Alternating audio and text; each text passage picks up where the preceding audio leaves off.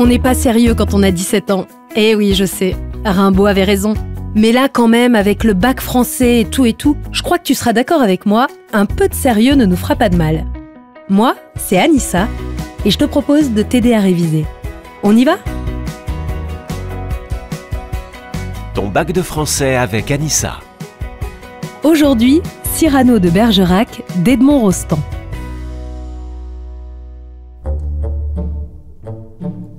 Albert Einstein disait « La seule chose absolue dans un monde comme le nôtre, c'est l'humour ». Et ça, Edmond Rostand l'avait bien compris.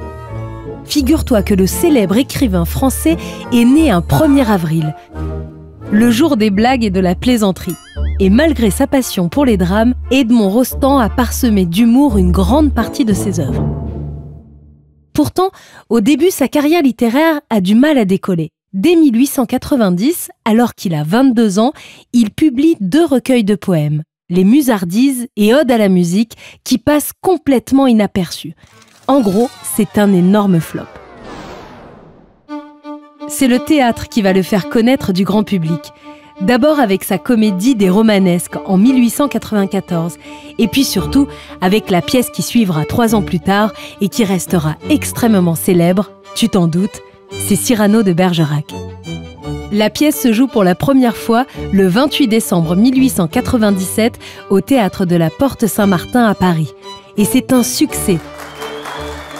À l'origine, elle est programmée pour être jouée durant 1 semaine, mais elle tiendra finalement l'affiche toute l'année 1898. Tu as vu la pièce ou le film Edmond, écrit par Alexis Michalik ? Eh bien, ça parle de ça. Après ce triomphe, Edmond Rostand s'impose comme le meilleur dramaturge de sa génération. Il écrit par la suite L'Aiglon en 1900, un drame sur le fils de Napoléon Ier, et là encore, la pièce est une immense réussite. Cette même année, Edmond Rostand reçoit même la Légion d'honneur. Mais revenons un peu en arrière. Edmond Rostand naît en 1868 à l'aube de la Troisième République. À peine proclamées, les troupes prussiennes entrent dans Paris. Les armées françaises sont battues, mais la capitale refuse de céder. Les Parisiens élisent un gouvernement révolutionnaire, c'est la Commune. Je t'en parle d'ailleurs plus précisément dans l'épisode dédié au poète Arthur Rimbaud. Et écrire de la poésie, c'est justement le rêve d'Edmond Rostand.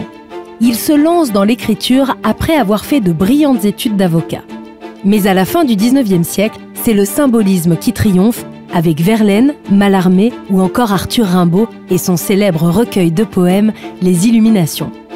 Mais lui, Edmond, il reste encore inconnu au bataillon. Côté théâtre, c'est le dramaturge Georges Feydeau qui a la cote, avec ses comédies cocasses comme Un fil à la patte ou encore Le Dindon en 1896. Il est incontournable à l'époque et aujourd'hui encore, près de 130 ans plus tard, ses pièces continuent d'être des succès. Fortiche le Feydeau, et pas facile pour Rostand de s'imposer face à lui. Edmond Rostand commence malgré tout l'écriture de Cyrano de Bergerac en 1897, mais sans trop y croire. À ce moment-là, la France est en pleine affaire Dreyfus. Tu te souviens sûrement de cette affaire célèbre. Le capitaine Alfred Dreyfus est accusé d'avoir transmis des documents secrets à l'Allemagne. Il est alors condamné à la déportation à vie pour haute trahison. Dreyfus était issu d'une famille juive, ce qui faisait de lui le coupable idéal dans une France qui voit le nationalisme et l'antisémitisme monter. Mais le sentiment d'une accusation infondée commence à émerger et la société est alors violemment divisée sur l'innocence ou non de l'officier. Malgré ce climat hyper tendu, le tout Paris se réunit devant l'œuvre de Rostand au théâtre de la Porte Saint-Martin dès le 28 décembre 1897.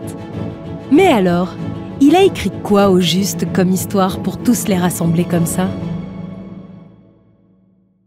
Avant tout, tu dois savoir que Cyrano de Bergerac est une comédie héroïque en 5 actes. Elle est écrite presque entièrement en alexandrin, c'est-à-dire en vers de 12 syllabes. Acte 1.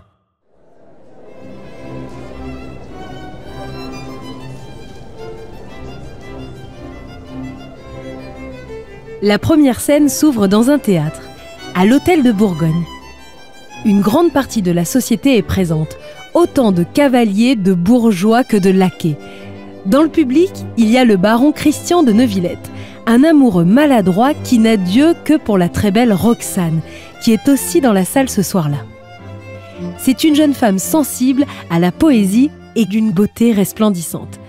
D'ailleurs, le comte de Guiche, un officier marié, la courtise lui aussi. Il aimerait beaucoup en faire sa maîtresse. Et pour cela, il souhaite qu'elle se marie à l'une de ses connaissances.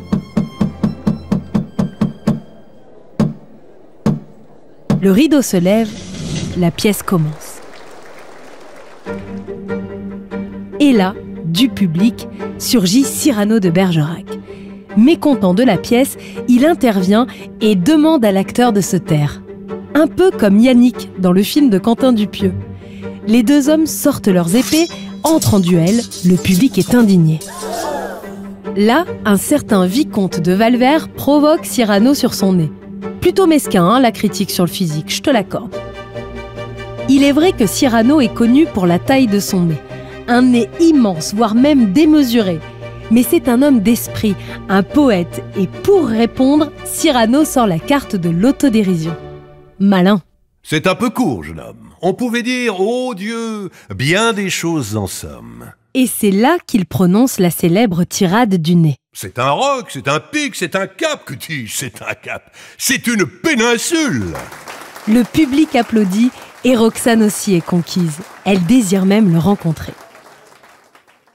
En fait, il faut que je te dise, Cyrano de Bergerac est lui aussi passionnément amoureux de Roxane, sa cousine. Oui, c'est sa cousine, mais se marier avec sa cousine à l'époque, c'est plutôt courant. Oh non, le vrai problème, c'est que Cyrano est résigné.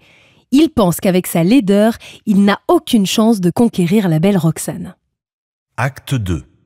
C'est l'heure de la rencontre entre Cyrano et Roxane dans la pâtisserie de Ragueneau. Là, elle lui fait une confidence.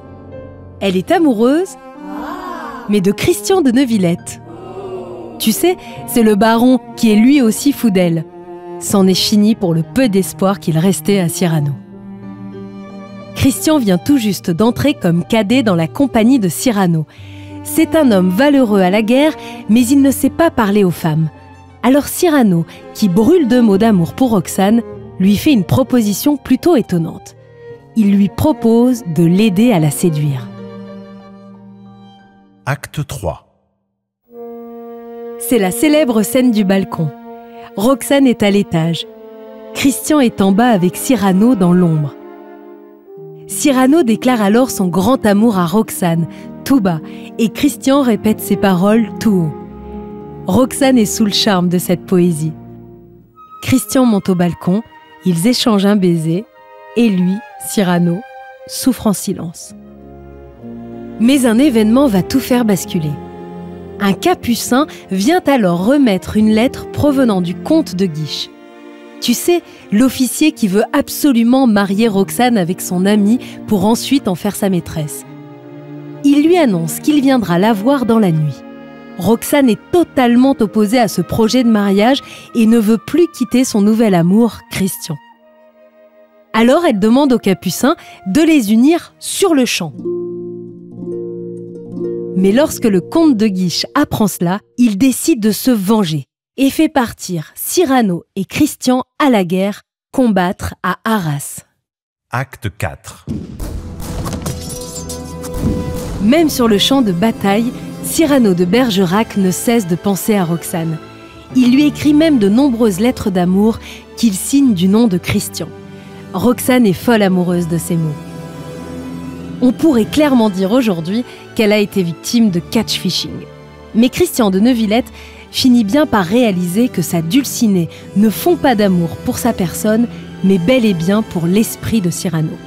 Il veut mettre fin à cette mascarade. Il exige alors que la vérité soit établie. Mais il court ensuite au combat et il meurt sur le champ de bataille. Roxane est effondrée et Cyrano n'a pas la force de révéler le secret. Attends un peu, ce n'est pas terminé. Acte 5. Nous sommes 15 ans plus tard. Roxane, rongée par le chagrin, s'est retirée dans un couvent. Et aujourd'hui, elle reçoit la visite de Cyrano de Bergerac. Elle ne le sait pas encore, mais Cyrano est en train de mourir. Sa dernière volonté est de lire encore une fois, comme un adieu, une lettre de Christian. Enfin, une des siennes. Mon cœur ne vous quitta jamais une seconde. Et je suis et serai jusque dans l'autre monde. Celui qui vous aima sans mesure. Celui... Et là, Roxane est troublée par l'aisance et l'émotion avec laquelle Cyrano lit ces mots. Surtout qu'il fait nuit et qu'on n'y voit plus rien. Tu peux imaginer le choc sur le visage de Roxane. Après toutes ces années, elle comprend tout. C'était de Cyrano dont elle était amoureuse. Mais il est trop tard. Et Cyrano meurt dans ses bras. Maintenant, parlons un peu des personnages. Savais-tu que Cyrano de Bergerac a été inspiré d'une personnalité réelle ? Un romancier du XVIIe siècle nommé Savinien de Cyrano de Bergerac. Il était lui aussi poète, militaire et libre penseur comme notre Cyrano. En revanche, on ignore s'il savait parler aux femmes. Sa vie est en réalité assez peu documentée, ce qui a permis à Edmond Rostand de réinterpréter librement le personnage. Comme tu as pu le remarquer, Cyrano de Bergerac est un héros d'esprit et de culture. Il est à la fois poète, scientifique et philosophe. Des qualités qu'il met au service de son amour fou pour Roxane durant toute la pièce. Il est par-dessus tout dévoré par cette passion impossible et douloureuse. C'est aussi un homme de panache, d'une grande rectitude morale. On peut très bien le voir avec sa tirade des non-merci. Lorsque le comte de Guiche lui propose de devenir son poète officiel, il refuse avec force. Mais que faudrait-il faire? Chercher un protecteur puissant? Prendre un patron et comme un lierre obscur qui circonvient un tronc et s'en fait un tuteur en lui léchant l'écorce, grimper par ruse au lieu de s'élever par force? Non merci. Préférez faire une visite qu'un poème? Rédiger des placets, se faire présenter? Non merci, non merci, non merci. En fait, Cyrano possède toutes les qualités du héros exceptionnel, mais il n'a pas hérité de la beauté. Celle qui lui cause tous ces maux, c'est Roxane. Elle est ce qu'on appelle une précieuse. Ce qu'elle aime dans la vie, c'est la poésie et le beau langage.